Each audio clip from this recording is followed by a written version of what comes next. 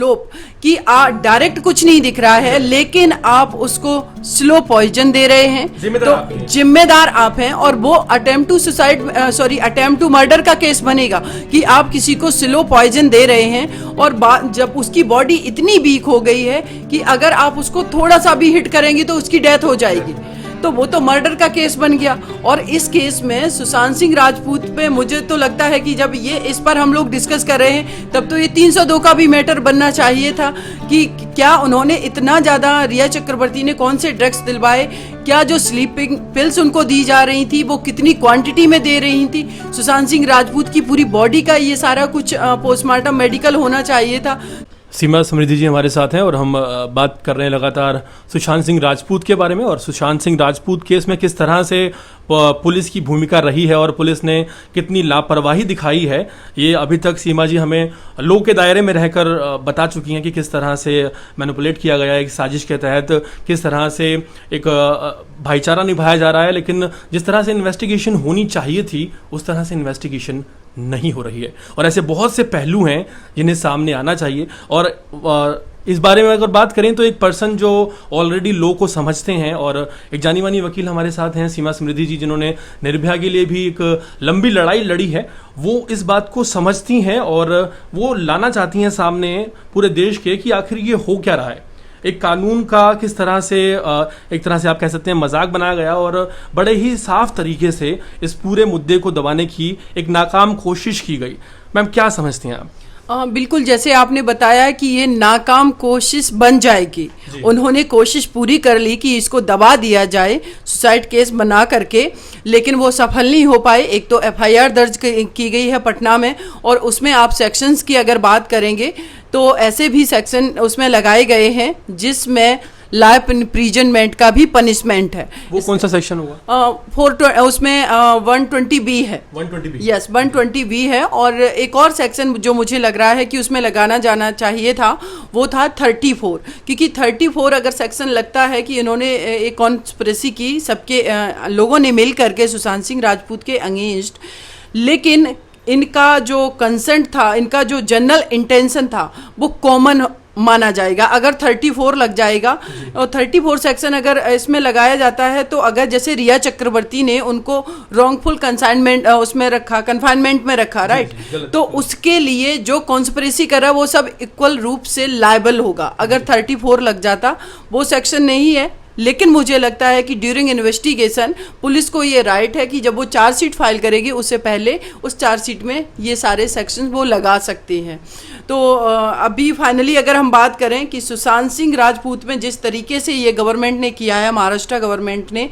क्योंकि पुलिस उनके अंडर आती है और कहीं ना कहीं पुलिस को उनका संरक्षण था, इसीलिए फेयर इन्वेस्टिगेशन नहीं हो पाया, अभी तक एफआईआर दर्ज नहीं हुई थी, और लोग पूरे देश के डिमांड कर रहे थे। तो अगर कोई भी इसमें दोषी नहीं है, फिर भी ये मैटर इनको सीबीआई को दे देना चाहिए था, क्योंकि पूरा देश डिमांड कर रहा था सीबीआई को, और अभी भी कर रहे हैं। रिया चक्रवर्ती के अगेंस्ट भले ही सुशांत सिंह राजपूत के फादर ने एफआईआर दर्ज करा दी, लेकिन लोग अभी भी सीबीआई की मांग कर रहे हैं कि उनका कहना है कि रिया चक्रवर्ती ने कॉन्स्पिरेसी की, ठीक है, लेकिन सुशांत सिंह राजपूत के जो पिक्चर्स आए हैं, जो पूरे फैक्ट हैं, दुनिया ने देखा, देश ने देखा, वो एक प्लान्ड मर्डर है। तो उसके लिए ये मैटर सीबीआई को जाना चाहिए। देखिए, जिस तरह से हम लोग बात कर रहे हैं धाराओं की, है ना, तो जहाँ तक आप भी लॉ से हैं और लॉ को समझती हैं, जहाँ तक हम लोग देखते हैं मैक्सिमम जब ऐसा कोई केस सामने आता है जिसमें डाउट भी रहता है तो 307 लगाई जाती है और उस शख्स को खोजने की कोशिश की जाती है,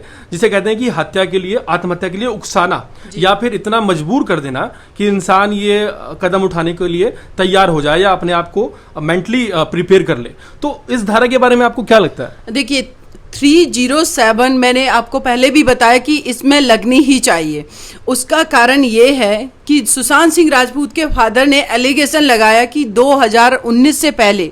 मेरा बेटा पूरी तरीके से फिट था। जब रिया चक्रवर्ती उनके लाइफ में एंटर करती हैं, आती हैं, तो उसके बाद ही वो कैसे बीमार हो गया, उसके बाद ही उसको क्यों वो डिप्रेशन में चला गया, और रिया चक्रवर्ती ही उनका ट्रीटमेंट करा रही, वो भी महेश भट्ट के साथ मिलकर के, तो क्या ये कॉन्स्पिरेसी नहीं है? और अगर रिया चक्रवर्ती ट्रीटमेंट करा रही हैं तो ये पूरा देश देखना चाहता है कि वो क्या ट्रीटमेंट सुशांत सिंह राजपूत का चल रहा था, वो कौन से उनको ड्रग्स दिए जा रहे थे, वो उनकी क्वांटिटी क्या थी। क्योंकि देखिए, दो चीज़ें हैं हमारे आईपीसी में, दो तरीके से क्राइम को डिफाइन किया गया। एक है एक्ट कि हमने किसी को गोली मार दी, हमने चाकू मार दिया या डायरेक्ट मारपीट की। दूसरा बोलते हैं उसको ओमिशन, जिसको बोलते हैं हम लोप, कि डायरेक्ट कुछ नहीं दिख रहा है लेकिन आप उसको स्लो पॉइजन दे रहे हैं, तो जिम्मेदार आप हैं। और वो attempt to suicide attempt to murder का केस बनेगा कि आप किसी को स्लो पॉइजन दे रहे हैं